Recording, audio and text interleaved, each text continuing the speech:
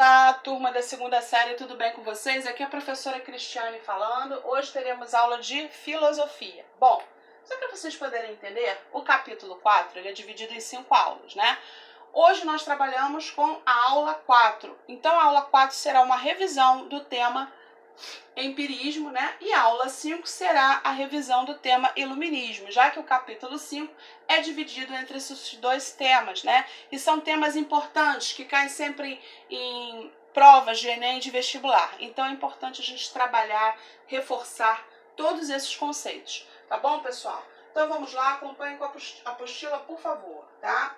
Empirismo é a escola de pensamento filosófico relacionada à teoria do conhecimento, que acredita estar na experiência a origem de todas as coisas, né? Então, resumindo de forma objetiva, empirismo é a corrente filosófica da experiência.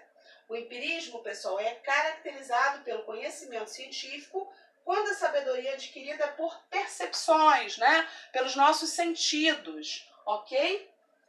Bom, os conhecimentos que provêm de experiências práticas e não da instrução da teoria. O empirismo considera que todo conhecimento é fruto da experiência. A experiência estabelece o valor, a origem e os limites do conhecimento humano, tá?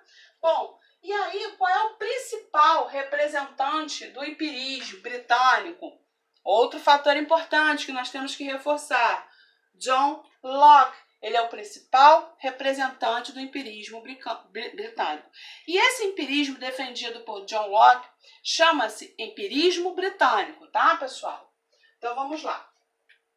Bom, voltando, né, à questão do empirismo, já falamos do seu principal representante, vamos entender o conceito de empírico. É um fato que se apoia somente em experiências, tá? Na observação das coisas e não em teorias e métodos científicos, ok? E aquele conhecimento, pessoal, que é adquirido durante a vida, né? No dia a dia, no cotidiano, que não tem comprovação científica alguma. E existem 3 linhas empíricas, prestem atenção: a integral, a moderada e a científica, beleza? Bom, então nessa aula de recapitulação, entendemos o seguinte. Recapitulamos o conceito de empirismo, né? Resumimos o conceito, a sua característica, né? Explicamos de onde provém, né? Como nós vivenciamos essa questão empírica através dos sentidos, dos nossos sentidos, né? E o que acontece? A experiência estabelece o valor e a origem e os limites do conhecimento, né? Falamos sobre o principal representante do empirismo britânico, né? Que é o John Locke. E falamos também sobre a questão do conceito de empírico e as 3 linhas empíricas, a integral, a moderada e a científica.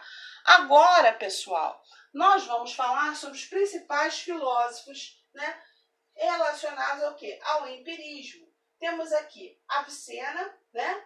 Temos Francis Bacon, que viveu de 1561 a 1626, né? Ele foi um filósofo, político e escritor inglês, né? Temos o John Locke, que viveu de 1632 a 1704, ok?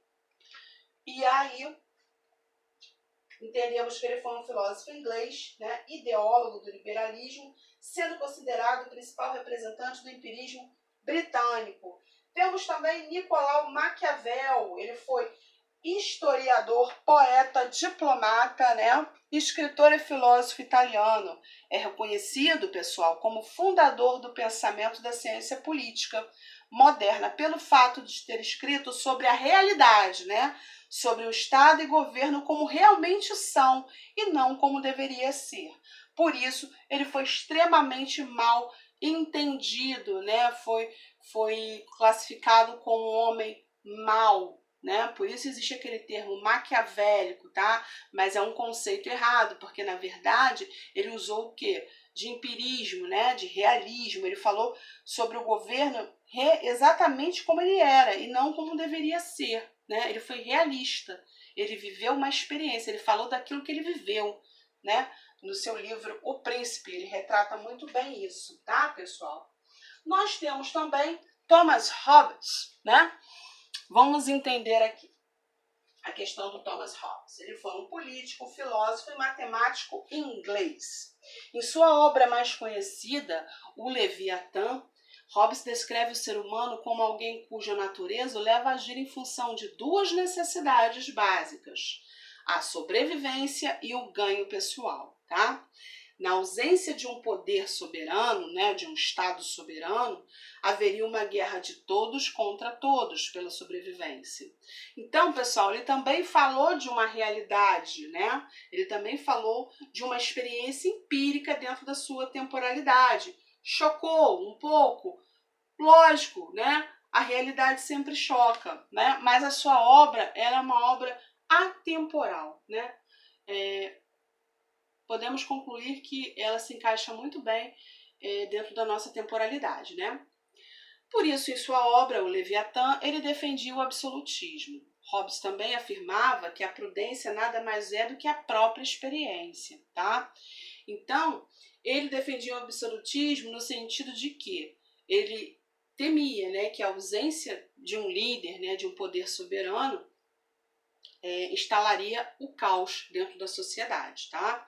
Então, quando ele fala que a prudência nada mais é do que a própria experiência, é porque quem é prudente, né, já passou por alguma experiência agradável ou não, e aí vai tomar precauções para que não aconteça aquele episódio, aquela experiência novamente, né? Então, pessoal, só para vocês entenderem, tá?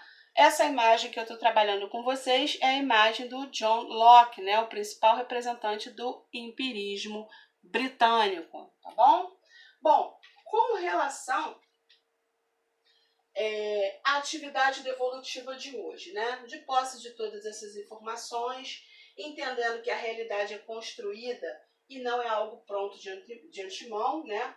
Caracterizando assim o empirismo, eu peço a vocês, por favor, que façam a atividade devolutiva AD4, capítulo 5. Descreva uma experiência pessoal empírica, tá, pessoal? Experiência pessoal, ok? Questionário, número 5, página 15. Questões 1, 8 e 21, tá bom? Bom, eu vou ficando por aqui, tá? Um forte abraço a todos, fiquem com Deus. Qualquer dúvida estarei à disposição, tá, pessoal? Brevemente estaremos em sala de aula, apagou aqui um instantinho, faz parte, tá? E aí nós vamos trabalhar também com a questão das imagens, tá? Tudo de bom e até a próxima aula.